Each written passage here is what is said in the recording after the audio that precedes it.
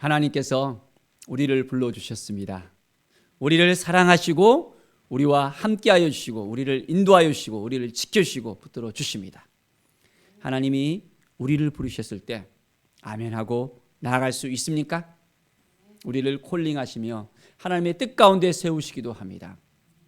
매일매일 우리는 하나님의 음성을 들으면서 믿음으로 우리의 삶을 이끌어 나갈 수 있어야 됩니다. 하나님의 음성이 들리지 않는다면 우리는 분명히 깨달아 알아야 됩니다. 왜 말씀하지 않는지, 왜 들리지 않는지를 우리가 깨달아 알면서 매일매일 우리의 모든 걸 다 내려놓고 잠잠하게 하나님만 바라보면서 하나님께 나아가는 우리의 삶이 되어야 합니다. 오늘 말씀은 사무엘상 3장의 말씀입니다. 이제 사무엘이 하나님 앞에 온전히 이제 나아가서 하나님을 섬기는 사람으로서 되어지고 있습니다.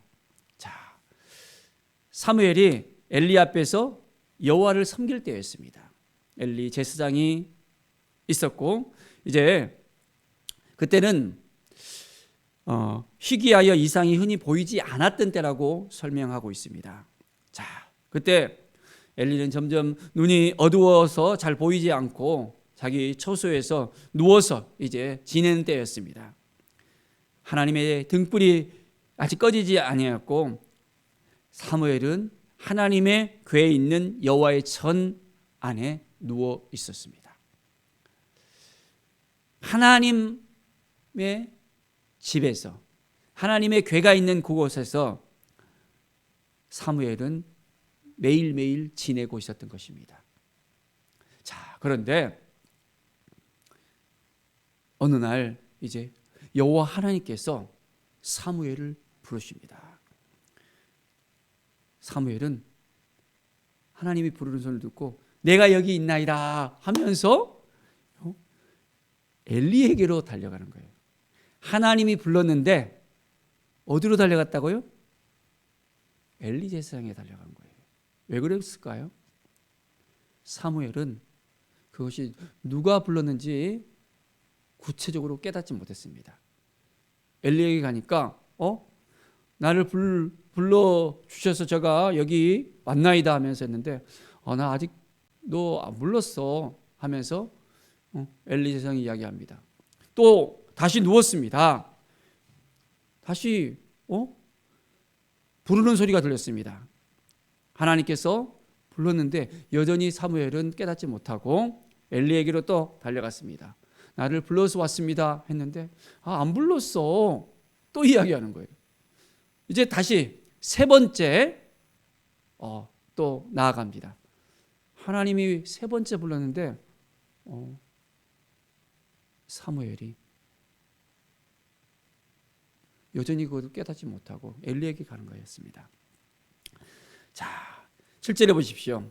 사무엘이 아직 여호와를 알지 못하고 여호와의 말씀도 아직 그에게 나타나지 아니한 때라고 말씀하고 있습니다. 하나님을 못 만나서 하나님을 알지 못했던 것입니다. 하나님의 전에 있었지만은 하나님을 만나지 못한 거예요. 우리가 말씀을 읽지만은 우리가 예배를 드리지만은 하나님을 못 만날 수도 있는 거예요. 하나님을 알지 못하는 것입니다. 어떻습니까? 우리가 정말 하나님을 알고 있습니까? 하나님을 인격적으로 만났습니까? 하나님을 만나지 아니고서는 우리가 안 된다는 걸 알아야 됩니다. 이제 엘리가 그것을 깨달아 알았어요. 사무엘을 부르시는 자가 하나님이라는 것을 이제 직감을 합니다. 그래서 사무엘에게 또 다시 부르면 하나님께서 너를 부르셨다는 것을 알고 내가 여기 있나이다 하면서 하나님 앞에 나아가라고 알려줍니다. 자, 이제 하나님께서 다시 사무엘을 부릅니다. 사무엘아, 사무엘아. 사무엘이 주의 종이 듣겠나이다. 말씀하옵소서 하면서 하나님의 부르심에 이제 응답하게 되어집니다. 자, 누군가가 옆에서 깨닫게 한다는 것이 참 중요한 것 같아요. 내가 알지 못했을 때, 내가 깨닫지 못했을 때 이제는 나의 멘토가 나를 코칭해 준다면 굉장히 보는 눈이 달라질 수 있을 것 같아요. 내가 보지 못하는 것을 보게 할 수 있다면 굉장히 큰 놀라운 그런 성과들이 일어날 수 있겠죠. 사랑하는 여러분, 우리의 인생 가운데 하나님을 만나야 되는 것입니다.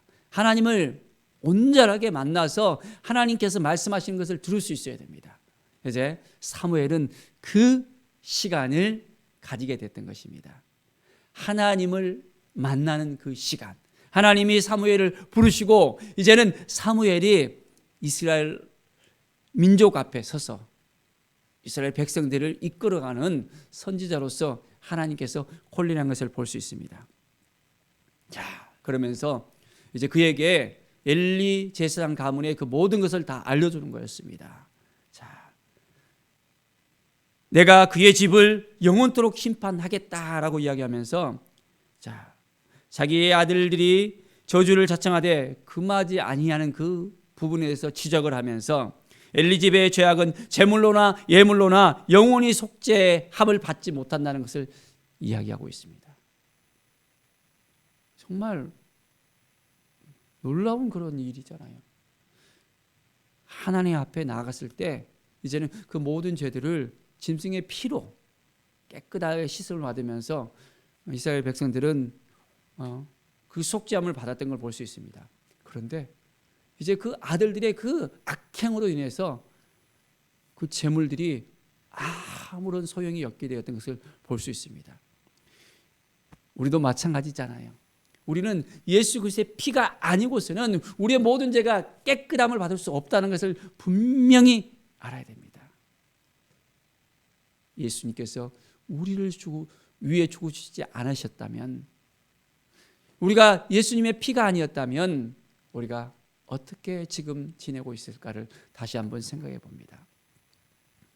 사랑하는 여러분, 매일매일 하나님 앞에 더욱더 가까이 나가면서 하나님의 그 마음을 품고 하나님의 사랑을 가슴에 품고 이제는 부르심에 합당한 삶을 우리가 살아가십시다. 엘리 제사장은 사무엘을 부르고 하나님께서 사무엘에게 무엇을 말씀하시는지를 이제 물어봅니다.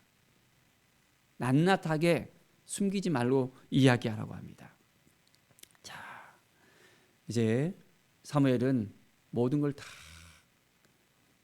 엘리에게 이야기하면서 그의 집안이 어떻게 된다는 것을 분명하게 전하게 되어집니다.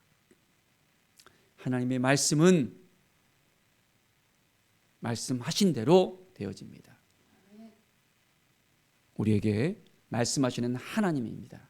우리가 오늘도 말씀을 붙들고 이 말씀이 우리에게 임하여서 이 말씀을 통해서 우리가 새 힘을 얻고 새 능력을 얻고 하나님의 놀라운 사랑을 깨닫고 이제는 하나님께서 부어오시는 은혜 가운데 우리가 살아가십시다. 자, 19절을 보십시오. 사무엘이 자라매 여호와께서 그와 함께 계셔서 그의 말이 하나도 땅에 떨어지지 않게 하시니 했습니다. 어떤 일이 벌어졌습니까? 하나님이 함께 하셔서 그의 말이 땅에 떨어지지 않고 그대로 이루어지는 걸 볼 수 있습니다. 하나님이 우리와 함께 하시고 우리에게 약속하신 그 모든 말씀이 다 이루어질 수 있다는 것을, 이루어진다는 것을 믿음의 눈으로 바라볼 수 있어야 됩니다. 그러면 하나님께서 역사하십니다. 하나님은 우리를 도와주시고 우리와 함께 하시고 우리를 인도하신 분이십니다. 우리를 어떻게 부르셨습니까? 우리를 하나님의 자녀로 이제는 부르셨습니다. 예수 그리스도의 피로 우리는 영접하는 자, 그 이름을 믿는 자에게는 하나님의 자녀가 되는 권세를 주셨다고 약속하셨습니다. 하나님의 자녀가 되어졌고 예수 그리스도의 피로 말미암아 이제는 하나님 앞에 나갈 수 있는 지성소까지 예수 그리스도와 함께 이제는 온전하게 왕같은 제사장으로서 하나님을 만날 수 있는 그 놀라운 역사를 우리에게 허락해 주셨습니다. 그런데도 여전히 하나님 앞에 나가지 못한다면, 하나님을 만나지 못한다면 그것은 분명하게 뭔가 문제가 있다는 걸 알아야 됩니다. 사무엘이 하나님을 만나고 하나님의 음성을 듣고 하나님 앞에 나아간 것처럼 우리는 하나님의 자녀로서 왕같은 제사장으로서 부름을 받았고 매일매일의 삶 속에서 하나님의 음성을 들으면서 하나님의 말씀을 붙들고 온전하게 나갈 수 있어야 됩니다. 그러면 하나님의 은혜의 역사가 우리 가운데 일어납니다. 하나님은 우리와 함께 하시는 하나님이시고 우리의 모든 삶 속에서 역사하시는 하나님이십니다. 날마다 하나님의 뜻을 생각하면서 항상 기뻐하며 쉬지 말고 기도하고 범사에 감사하는 것, 바로 그것이 그리스도 예수 안에서 너희를 향하신 하나님의 뜻이라 했잖아요. 하나님의 뜻을 생각하면서 매일매일 하나님 앞에 더욱더 가까이 나아가십시다. 우리 안에 있는 모든 어둠들 말씀으로 온전히 몰아내고 우리가 믿음으로 승리를 선포하면서 날마다 하나님의 음성을 들을 수 있어야 합니다. 자, 여호와께서 실로에서 다시 나타나시되 여호와께서 실로에서 여호와의 말씀으로 사무엘에게 자기를 나타내시니라. 하나님은 사무엘에게 이제 하나님을 나타내시면서 하나님의 놀라운 은혜를 부어주십니다. 우리에게도 하나님은 함께 하십니다. 임마누엘의 하나님께서 우리와 함께 하십니다. 우리에게 성령을 주셨잖아요. 성령 하나님께서 날마다 우리와 함께 하셔서 우리를 성전 삼아 주셔서 우리를 이끌어 주십니다. 매일매일 우리는 성령의 임재 가운데서 하나님의 임재 가운데서 하나님의 놀라운 사랑을 깨닫고 매일매일 하나님께서 우리를 불러주시고 함께 해주시고 도와주시고 이끌어 가시는 그 모든 것을 우리가 온전하게 체험할 수 있어야 됩니다. 하나님을 경험해야 됩니다. 하나님의 우리를 엄청나게 사랑하신다는 것을 깨달아 알아야 됩니다. 우리를 위해서 바로 독생자 예수 그리스도를 주시기까지 바로 독생자가 우리를 위해서 십자가에 못 박혀 죽으셨다는 이 사실이 우리가 느껴져야 되고 고백이 돼야 되고 온전하게 그 믿음을 가지고서 우리는 나갈 수 있어야 됩니다. 매일매일이 하나님을 만나는 그 기쁨으로 살아가십시다. 내 안에 뭘로 가득 채워야 됩니까? 말씀으로 가득 채워야 됩니다. 하나님의 임재함으로 우리가 가득 넘쳐나야 됩니다. 예수 그리스도의 놀라운 사랑으로 가득 넘쳐나야 됩니다. 하나님의 통치가 우리 가운데 임할 수 있도록 모든 걸 다 내려놓고 하나님만 바라볼 수 있어야 됩니다. 내 자아가 너무 크면, 내가 너무 크면, 내 의지가 너무 크면, 내 주장이 너무 크면 하나님이 보이지 않는 거예요. 하나님이 말씀하신 것을 듣지 못합니다. 모든 걸 내려놓고 하나님만 바라보고 하나님께 나아가는 믿음의 사람들, 말씀의 사람들, 기도의 사람들, 하나님의 사람들이 되기를 간절히 축원드립니다. 기도하겠습니다. 하나님 감사합니다. 매일의 삶이 하나님이 기뻐하시는 삶이 되게 하여 주시옵소서. 하나님의 뜻이 무엇인지를 깨닫는 온전한 삶이 되게 하여 주시옵소서.